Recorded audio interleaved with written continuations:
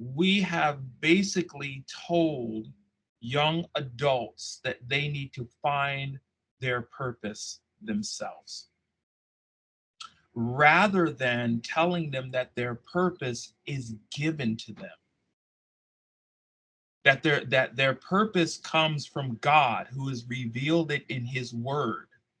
When we tell an entire generation that they need to go out and they need to find their purpose, they need to find their significance, they need to find their that, right, without actually defining what that is, we've left it up to them to determine that. We now see individuals thinking that what they do and what they shout is who they are. Welcome to Calvary Conversations. We're going to continue our conversation this week with Dr. Luther Smith of Calvary University. He is the dean of the college, as well as the department chair of the biblical counseling department here at Calvary University, an associate professor of biblical counseling.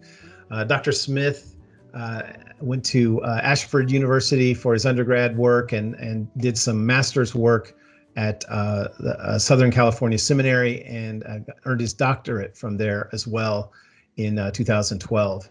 And so Dr. Smith has just a ton of wisdom on subjects like what we're talking about today: depression, anxiety, and suicidal thoughts.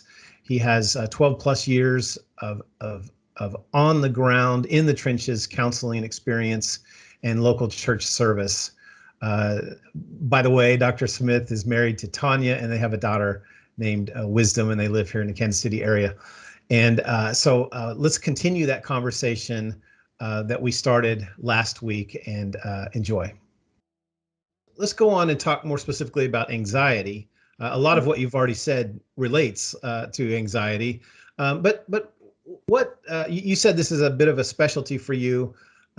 Tell me about anxiety attacks. Talk to us about anxiety and again, how you approach that and try to help someone who's experiencing anxiety.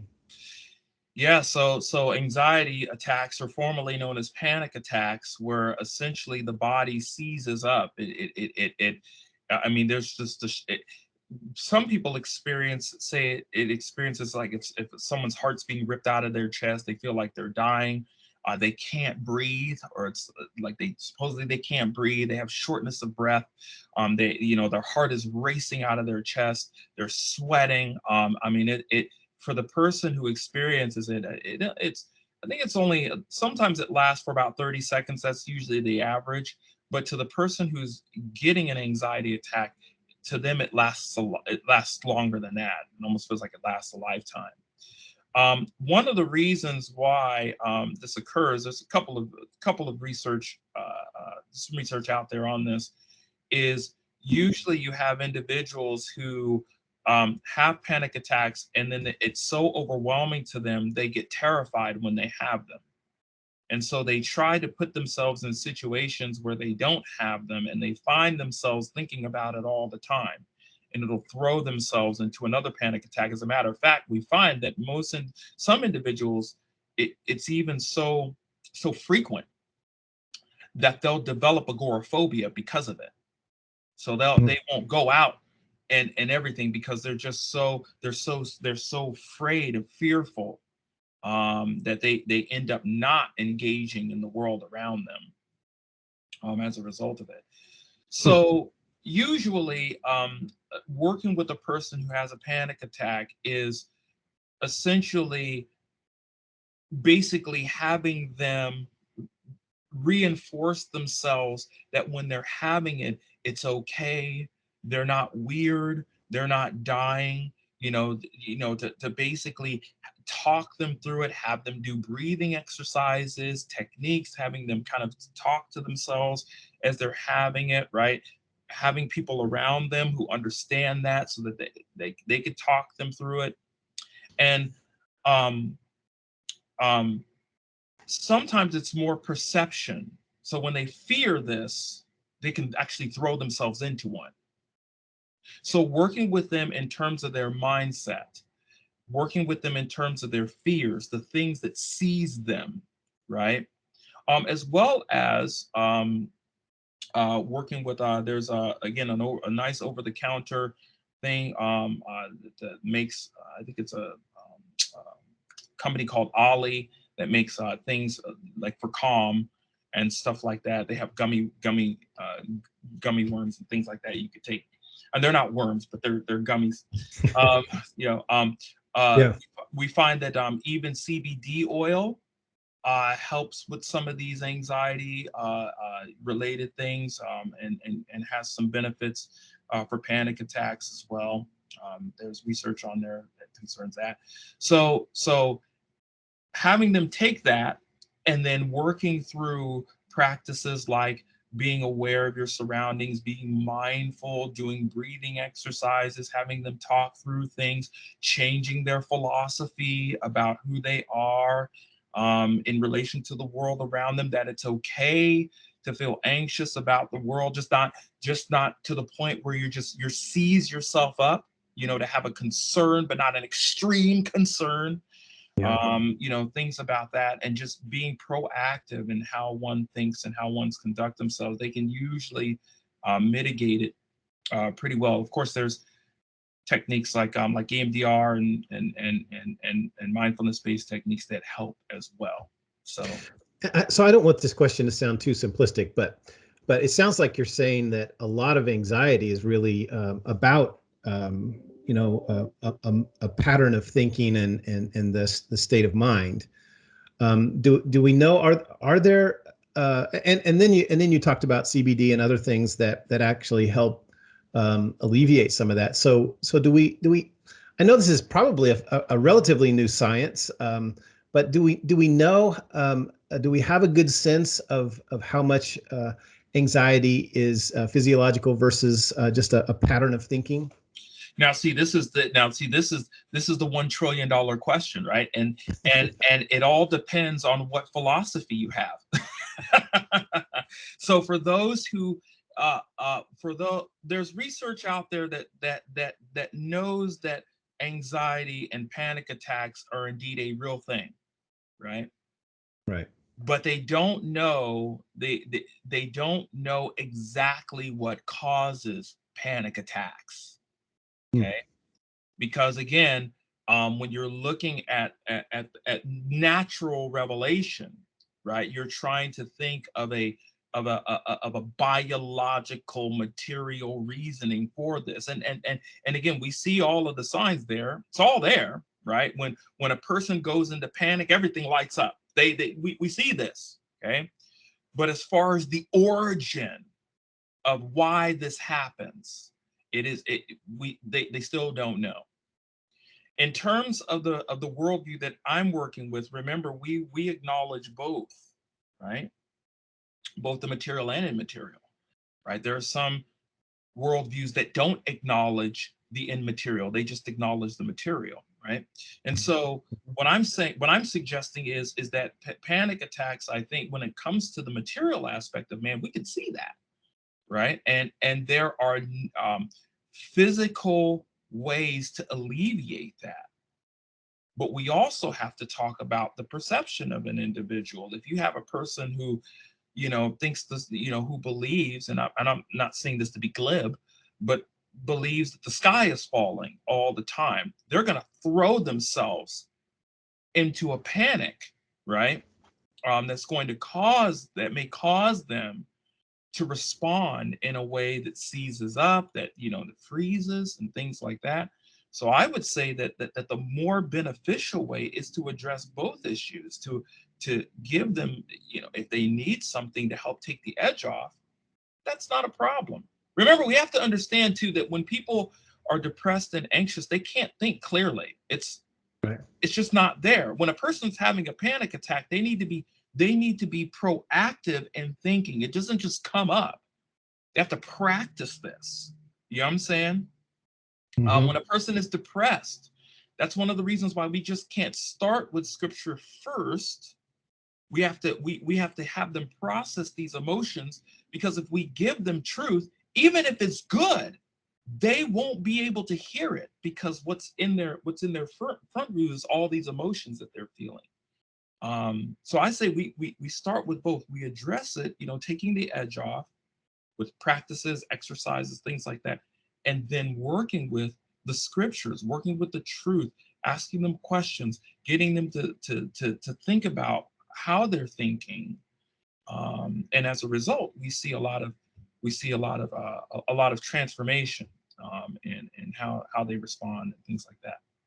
That's really good because, really, if you study this out biblically, at least the passages I'm aware of, we see commands: be anxious for nothing. That Mhm. why so downcast, oh my soul? Put your hope in God. And so the biblical counsel is suggests that this involves our choices and our thought patterns and that kind of thing. But what you're saying is that we also know that when someone's in a state of anxiety, then they're not a good student. They're not going to be able to really understand or embrace the teaching, as at least not as easily. Right, right. As a matter of fact, you make a really good point. I teach my students and my counselees that for us to will ourselves out of a depression or a funk is actually counterintuitive, but that both things should be acknowledged. How many times have we read the Psalms, for example, where you hear on one side, Lord, where are you? I Mhm. can't, I don't know Mhm. where you are. Are you even listening to me?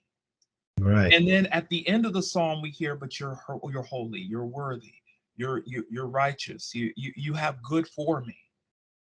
See, even the Psalms gives us the formula. We're so good at trying to, well, we're not really good, but we try to will ourselves out of our state of being, when rather we should acknowledge both. Paul does the same thing. He does the same thing when he writes.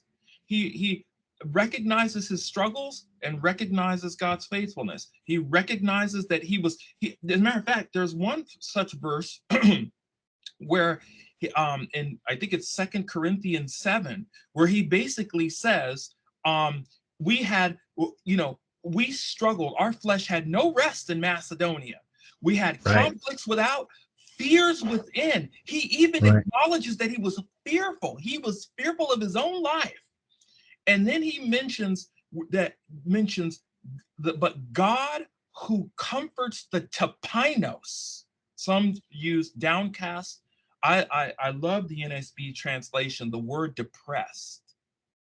Hmm. God who comforts the Wow. depressed comforted us with the coming of Titus. Titus came to give them basically good tidings about what was going on with them in Corinth, that they received this letter, they were doing well, they were making things right, and that gave Paul perspective. He was comforted by that. So again, I think that you hit on something that's very, very important. Us as Christians, we do a good job at trying to will ourselves out of what we believe is negative. We're and not paying attention to the things that God actually says, being attentive to those things. You know what I'm saying? I think Yeah. both are true. Good. Yeah. Good. Well, let's talk about the related subject of suicidal thoughts. Now, not every depressed person has suicidal thoughts. Not every person who deals with anxiety will also deal with suicidal thoughts, but they're related, right? And so how do you approach someone? They admit that they've had suicidal thoughts. Where do you begin? Again, this is especially indicative of our subject right now, because I believe that the highest percentage among 18 to 24-year-olds right now, the number one cause of death is suicide right now. Really? Yes. I I think, don't quote me on that, but I believe that's what it is, and especially among young adults, teens to teen age, this we're finding this to be true, especially during this time right now, of just conflict within our world. And isolation, right? Isolation Yes. Now, from now, mandates and ironically, whatever. this is interesting. Some of the research that came out right now was in terms of social media and isolation is that actually social media has increased happiness among people in this time, which I find to be fascinating. Although I it's increased feelings of happiness, but in terms of the isolation, um, and the physical touch, so to speak, the connecting, physical, there's been an effect there. But social media has done an interesting job, with basically increasing the at least the feelings of happiness, And which then is kind when you say during this time, you mean the of pandemic, during the the pandemic, COVID-19 right? crisis? Yeah, during the Okay, pandemic, yeah, interesting. which is So interesting. it's had a helpful effect on the isolation, and I can only imagine. We've talked about that a few times, that this would be a whole different deal to be in quarantine and all that kind of thing without the internet. But you think you've seen research that suggests that it's been helpful during this time. Yeah, yeah, yeah. That Good. that that that that that social media has really bridged the gap, for young adults, in terms of them connecting with their friends. And again, I think that there's biological reasons for that. In terms of having a shot of dopamine, we love that. That's the reward. Obviously, young adults, they can't think past minute one. And so when they see their friend, that's all they're thinking about is being involved with their friend and seeing them in whatever medium. And so that invokes, I believe, feelings of happiness and stuff like that. But um, in terms of suicidal thoughts, this is an interesting question as well, because um, like you said, not all depressed people have thoughts of suicide, and not all people who have suicidal thoughts end up carrying out the suicide. They just might have Correct. thoughts about it. And, Do you and, have any sense of that? I don't want to interrupt your train of thought, but do you have any sense statistically of like what that has been historically, like people who have suicidal thoughts, what percentage commit suicide? Do you have any sense of that? it's not within my head right now, Okay. quickly, but I was taught within my studies that usually when a person has suicidal thoughts, you want to explore that a little more, because just because a person's having the suicidal thoughts, that doesn't necessarily mean that they're going to carry it out.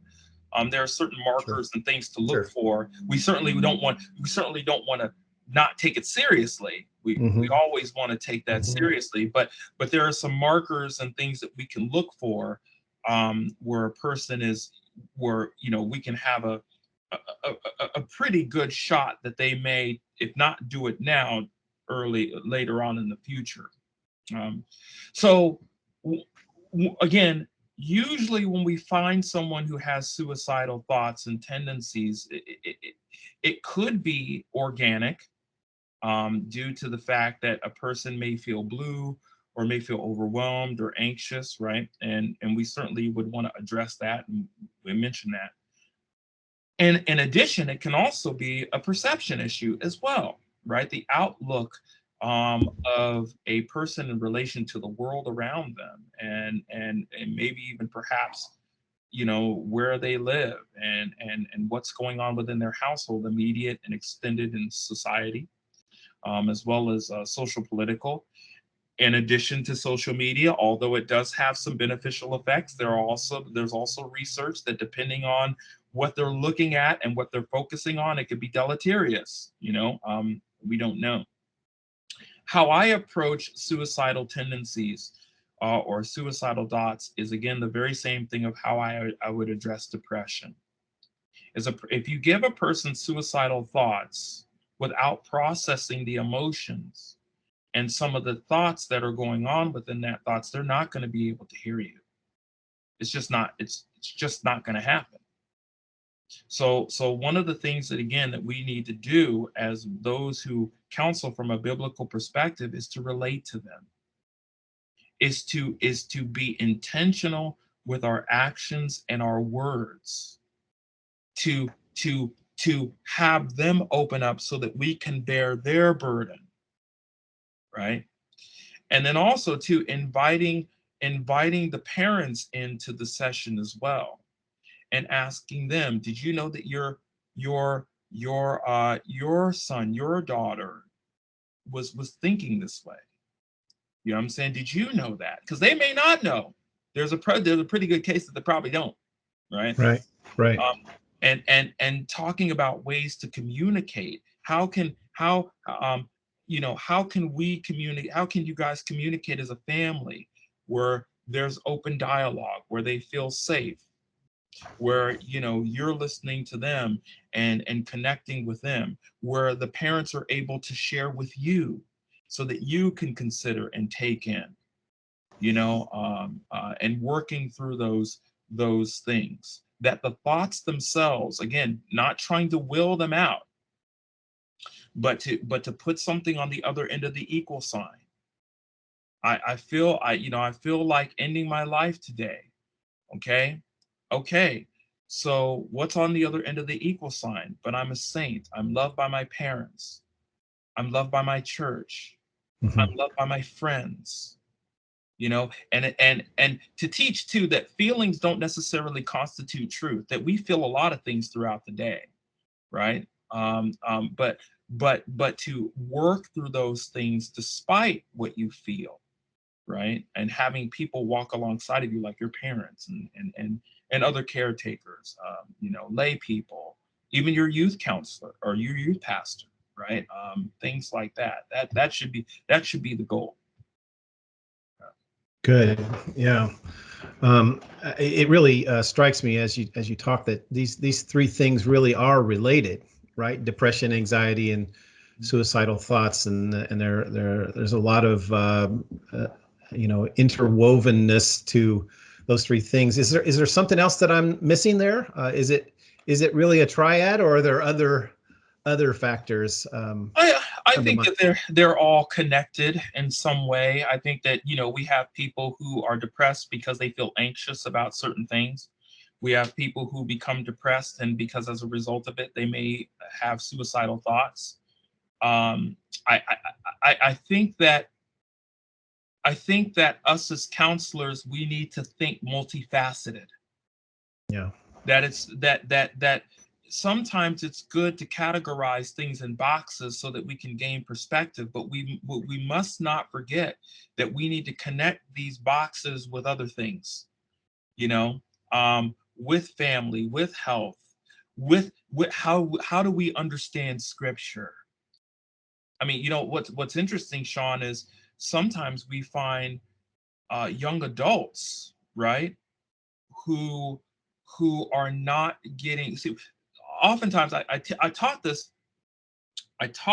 last week in this last class that I taught, that sometimes mental illness occurs because of active sin. So we're engaged in something we're not supposed to be engaged in. We're in, and we our minds are bent because of it, right? Our thoughts, our cognitions bent because of it. Sometimes it's because of just living in a fallen world. That's it. Sometimes mental illness occurs because we are affected by someone else's act of sin. Someone gets drunk, they go into a car, go for a joyride, crash. Now your friend is paralyzed. You know, there's one that we don't think about a whole lot, and that is mental illness sometimes occurs because of poor doctrine. Hmm. Right. Because one has an erroneous thought about the scriptures, and that is reinforced. That also causes mental distortion too, mental illness too, right?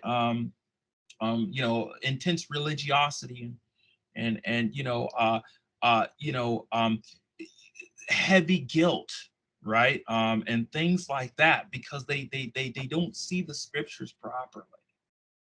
And so I think we need to think multifaceted, that it's not only one thing or another thing. It's again, like I said, it's good to put things in boxes. I do that all the time, but but to but to see that there could be several different issues related to this one thing in the box, and this relates to other things. So I think That's that that's good. a good approach. I think it was Francis Schaeffer that talked about substantial healing.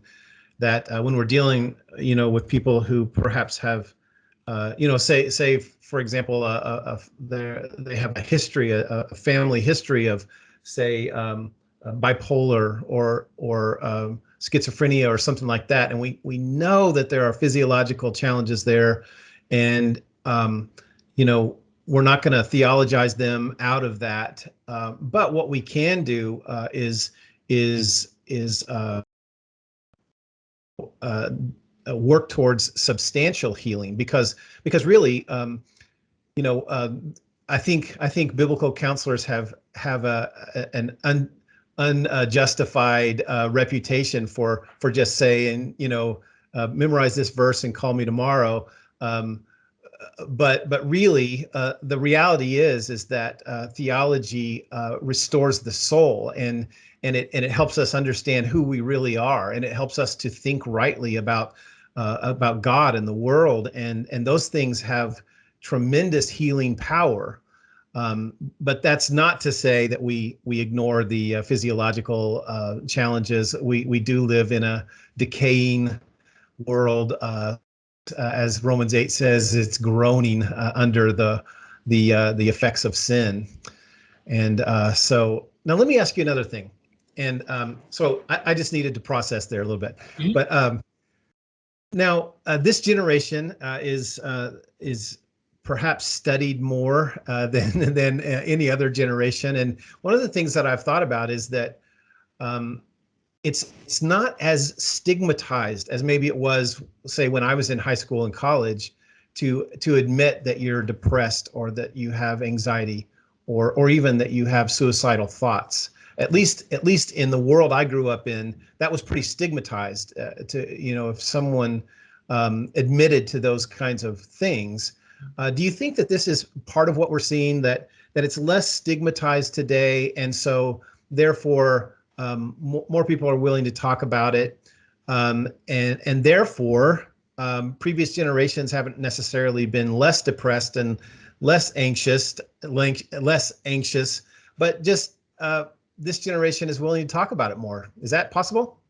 Uh, Not only do I think it's possible, I think that now we're seeing the glamorization of mental illness now, Wow. especially amongst not just Gen Zers but millennials. I think now we've come to the point now where and you don't have to go too far to see this now. I mean, on TikTok now, you go on TikTok now everybody's telling, what type of medications they take, what type of diagnosis they have. I think we're seeing the glamorization now of mental illness. Now it is glamorous now to now shout your mental illness. And I think the reason for that is I think as society just in general continues to deteriorate, we have not done a good job in um um actually let me rephrase this.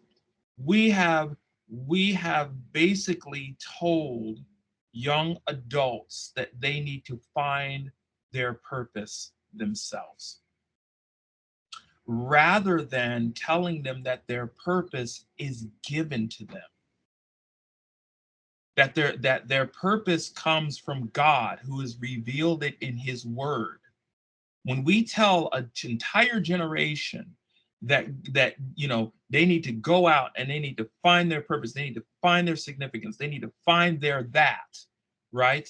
Without actually defining what that is, we've left it up to them to determine that. we now see individuals thinking that what they do and what they shout is who they are, right? So now we have a whole bunch. I mean, we talk about, it's not just mental illness, but we can put genderism in there. We can put social justice in there. We can put, my dad didn't give me the new car I wanted, so my life is over in there. I mean, we can put whatever we want in there, because we have taught young adults, for the most part, not everyone, but for the most part, that you are responsible for finding your significance. We have given them existentialism on a platter, right?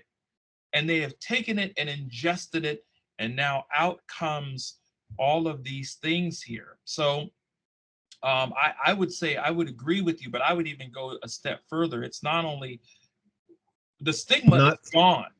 I think now right. we've rolled out the red carpet, and people are flashing like paparazzi their mental illness because of this. So it's unprecedented. We don't even know how that's going to impact future generations. Oh yeah, Because and think about this: you get a 14-year-old or a 15-year-old, maybe even an 18-year-old, our Gen Zers, who watch these things and think, if they're not prepared, if they can't discern, they watch these things and see, oh my gosh, this person is so bold, they're so strong, they're so wonderful. How can I do that? And so we get right. individuals who say these things, and we're like, what? Well, it's because they may be buying into this particular Right. philosophy. Yeah. Right. Okay, well, I have kept you much longer than we planned, and I so appreciate your time. Could you do me a favor and just try to summarize it? So like speak to the Christians who are listening to this, and maybe struggling to really understand how their physiological challenges versus their mental health and anxiety, as well as their theology. And how would you, just in almost like an elevator speech, how would you summarize what you've been saying for the Christian who's been listening to this conversation? Well, if I could sum it up, I suppose without giving any added commentaries, my annotated commentary is, everything we do ought to come out of who we are. So if I believe that I'm a saint, and I believe that you're a saint, and I believe that I'm made in the image of God, and I believe that you're made in the image of God, everything that I do should come out of the fact that I am not only made in God's image, but I'm a saint. That includes bearing one another's burdens. That includes encouraging the faint-hearted. That includes helping the weak, right? Not because I'm trying to gain anything from them, but because I understand who I am and what I've been given, right? So I would say that we do because we are. All right. Yeah. Well, thank you so much for spending this time with me today and sharing your wisdom and experience. I'm really glad you're at Calvary, and frankly, I'm glad I know you, Luther. Thank you very much. I'm glad I know you too. Well, thanks to also to our listeners for spending this time with us. If you would like to participate in the conversation, we would love that. You can contact both Dr. Smith and myself through the Calvary University website, calvary.edu, and then look for the faculty page, and you can contact us through there. And we would love to hear your thoughts and read your comments on the things that we've discussed today. We'd also welcome questions because we know that these are vast subjects, and there are many more things, perhaps questions you wish I would have asked Dr. Smith today that I didn't get around to. But anyway, thank you for joining us, and we just say grace and peace to all of you. Yes, grace and peace. Thank you for joining us for this edition of Calvary Conversations, a service of Calvary University in Kansas City, Missouri. We invite you to participate in the conversation by contacting us through the Calvary University website, calvary.edu, or by calling us at 816-322 0110. Join us again next week for another Calvary Conversation.